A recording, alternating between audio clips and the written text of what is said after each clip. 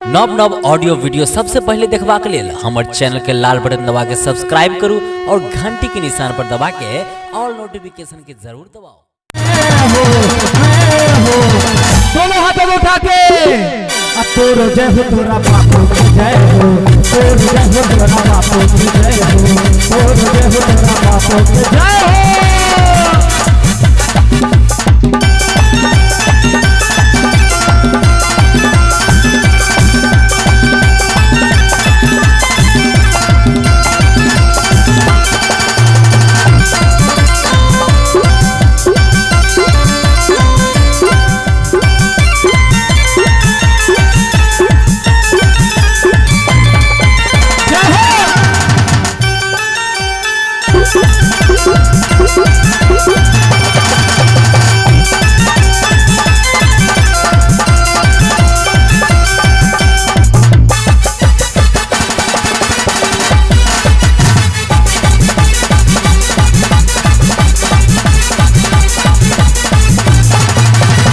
Nathan के नाम पे भोला ना कोई कहावे, गंगा के जल से सब घर नहाले।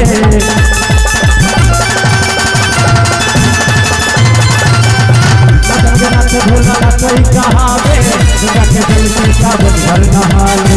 गंगा के जल से जब डमरू बजावे तीनों लोग के हिलावे, जब डमरू बजावे तीनों लोग के हिलावे, जब बरसी पे मचे पर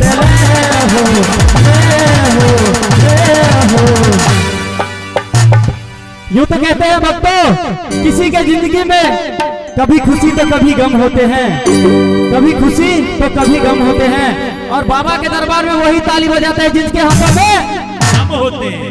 हाँ तो गम लगाते हुए और दोनों हाथों को ऊपर उठाते हुए कहना है तोर जय हो तोरा बापू की जय हो, तोर जय हो तोरा बापू की जय हो, तोर जय हो तोरा बापू की जय हो।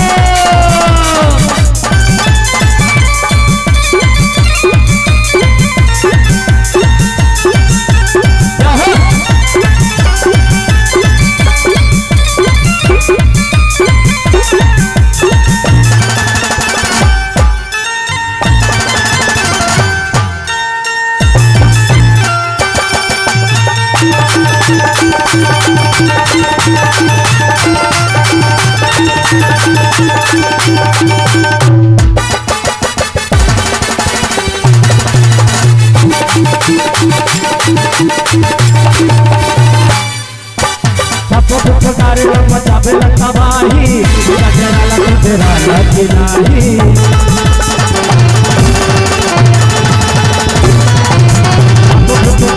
मचावे तबाही तेरा लगी तेरा लगी नाही।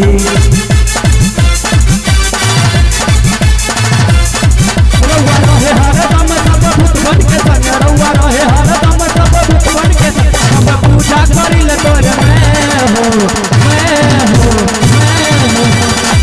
शंकर भगवान की। तोर जय हो तोरा बापू की जय हो, तोर जय हो तोरा बापू की जय हो, तोर जय हो तोरा बापू की जय हो।